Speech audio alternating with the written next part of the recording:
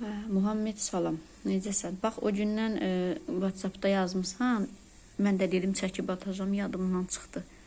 Üzürlü say, indi baxıb bir də görürəm. Orada demirsən ki, 5-i 6-nı başa düşməmsən.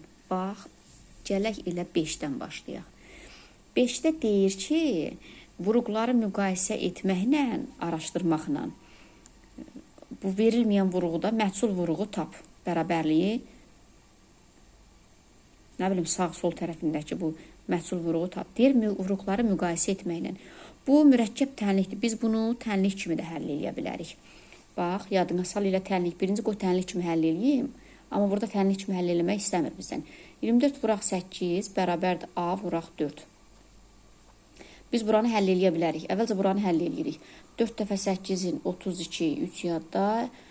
4 dəfə 8-in 32, 3 yadda. 4 dəfə 2-in 16, 3 də yadda idi, 19. 192 bərabərdir, deməli. A vuraq 4.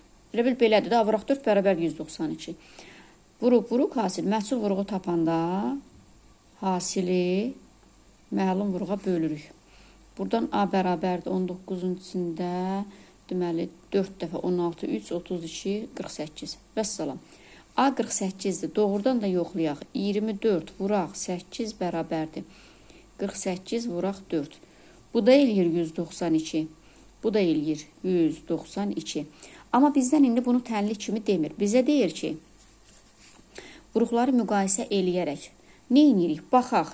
Bu vuruq burada gizlənib. Yəni bu bərabərlikdir. Bərabərliyin bu tərəfin cavabıyla bu tərəfin cavabı eyni olmalıdır. Biz bunu tənliklə də tapa bilərik. Yəni burada A-nın yerində 48 idi. Amma bizə deyir ki, heç tənlik həll eləmədən vuruqları müqayisə et. Nədir bu vuruqları müqayisə etmək? Bax, ikinci vuruğa bax, 8 idi, burada 4 oldu. Bu vuruq neynədir? Bax, burada qeyd eləmişəm. 8 idi, 4 oldu, eləmi? 2 dəfə azaldı. Bax, 8 2-yə bölündü, 4 oldu. 8 2 dəfə azaldı. Yox, bu ikincinindir. Bağışla, bu ikincinindir. Bu ikincinindir. 8 2 dəfə azaldı. Amma biz bilirik ki, vuruq azalarsa hasil, vuruq neçə dəfə azalsa, hasil o qədər azalar. Və yaxud vuruq neçə dəfə artsa, hasil də elə artar. Yəni, hasillə vuruğun arasındakı asıllıq budur. Hasil artanda vuruq artır. Vuruq artanda hasil artır. Vuruq azalanda hasil azalır. İndi biz burada baxırıq, bax. 8 döndü oldu 4. Bununla işimiz yoxdur birinci vuruqla. 8 döndü oldu 4. Nə baş verdi burada? Yəni 8 2 dəfə azaldı. Düzdürmü? 4-ə dönüşdü. Bu 8 4-ə dönüşdü. Onda 8 4-ə dönüşəndə bu cavabla bu cavab eyni olmayacaq.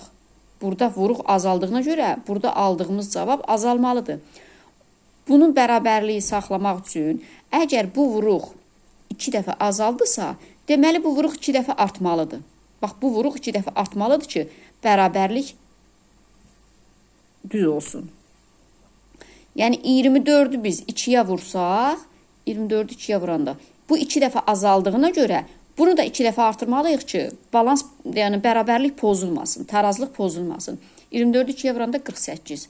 Yəni 24 vuraq 8-də 192 eləyir. 48 vuraq 4 də 192 eləyir.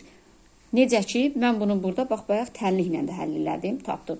Bax, gələk ikinci bir misalı da izah eləyirəm. Yazıb 120 bölək 2. De burada. Burada. Bu misalın əvvəli budur. 120 bölək 2 bərabərdir 60 vuraq B. Baxaq, burada nə dəyişir? Birinci vuruq. Burada vuruqlar məlumdur. Müqayisəni biz, bax, məhsulla ikinci vuruqlarda aparırıq. Bölək. Bölmədə də bölünən artanda qismət azalır. Bölən artanda qismət çoxalır.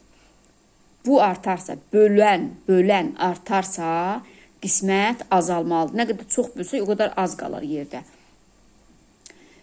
Bölünən artarsa, qismət artar. Yəni, bizim burada böləcəyimiz əşya, böləcəyimiz hər nəysə də nə qədər çox olsa, biz bunu böləndə payımıza o qədər çox düşər.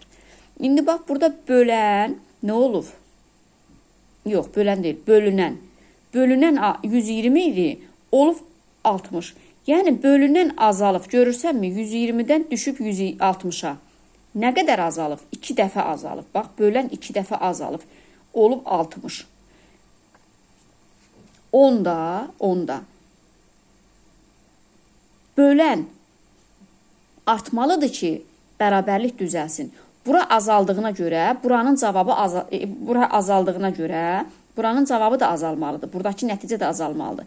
Amma biz buradakı nəticəni buna bərabər eləmək üçün, bərabərləşdirmək üçün nə etməliyik? Bunu artırmalıyıq. 2 də 2 dəfə artmalıdır ki, nəticə bərabərləşsin. Bax, 120 2 dəfə azaldı, düzdürmü? Oldu 60. O zaman 2 dəfə artmalıdır ki, 60-ı 4-ə vuraq. Bunun cavabı eyniləşsin. 120-ni